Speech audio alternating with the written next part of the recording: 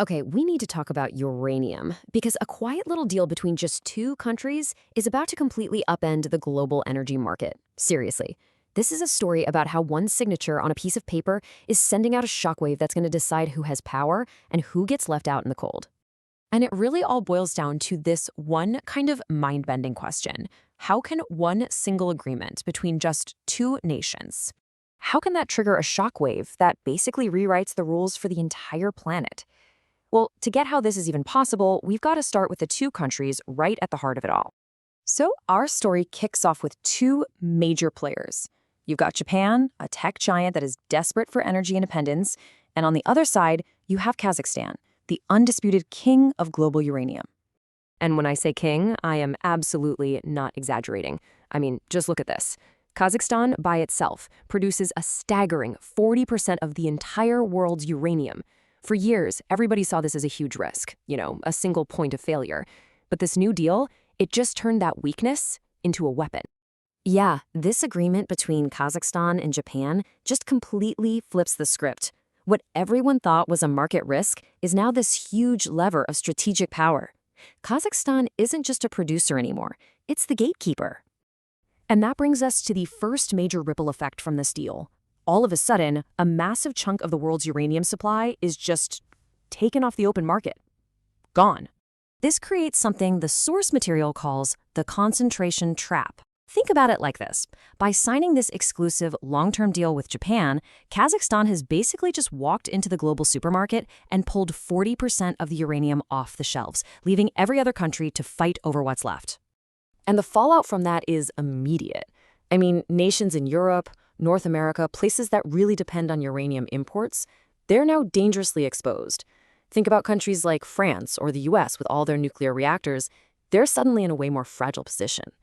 The spot market, where you'd normally buy uranium for quick delivery, suddenly dries up. That means any tiny disruption could cause insane price spikes. Supply is no longer just a commodity, it's a strategic tool. But here's the thing, locking down supply is only one half of the story. Because this deal doesn't just shrink what's available, it slams the accelerator on global demand at the exact same time. So, global uranium demand was already set to soar, right? By up to 40% by 2040. But now, with a guaranteed supply locked in, Japan has the green light to go all in on next-gen nuclear tech. And that's like pouring gasoline on an already raging fire. And you can see this crazy feedback loop right here. Step 1, Japan secures its supply. Step 2, that security gives them the confidence to build out all these advanced reactors. We're talking small modular reactors, high-temperature gas-cooled reactors, the works. And then step 3, these new powerful designs, they actually consume more uranium, which just cranks up global demand even more, making the scarcity problem way worse for everyone else. So you've got this supply lockdown on one side and the supercharged demand on the other. And when those two forces collide, that's when the shockwave hits. And it literally splits the entire global market right down the middle. The source material actually calls this the extinction equation. And it's a simple but brutal formula, right? When you have physical supply that just can't keep up with consumption that's accelerating like crazy, the result is intense systemic stress across the whole market. And if you want to see just how massive this changes, just look at this. The old market versus the new reality. Supply control goes from open and competitive to locked up and strategic. Pricing, which used to be accessible to everyone, is now stable for partners like Japan, but super volatile for everybody else. And geopolitical power? It's no longer spread out, it's concentrated. The whole structure of the market has been broken in two.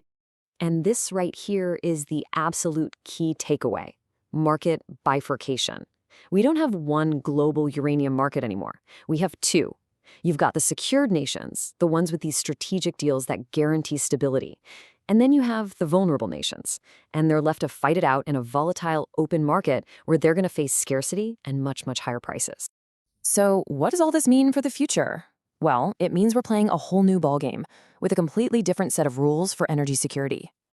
And you can bet the dominoes are already starting to fall. Other uranium-producing countries are going to rush to get their own strategic partnerships. Utilities that don't have a deal are basically facing a fuel security crisis.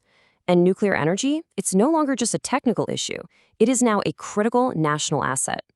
Bottom line, the whole paradigm has shifted. The days of just treating uranium like it's any other commodity you can just go buy on the open market, Those days are over. As the source material puts it, the market is now defined by strategic urgency. It's all about foresight, secure supply chains, and powerful alliances. That's what will decide the winners and the losers from here on out. Which, of course, leaves us with one final and really critical question. In this new game of strategic energy, we know who holds the power. The real question is, who's about to be left completely in the dark?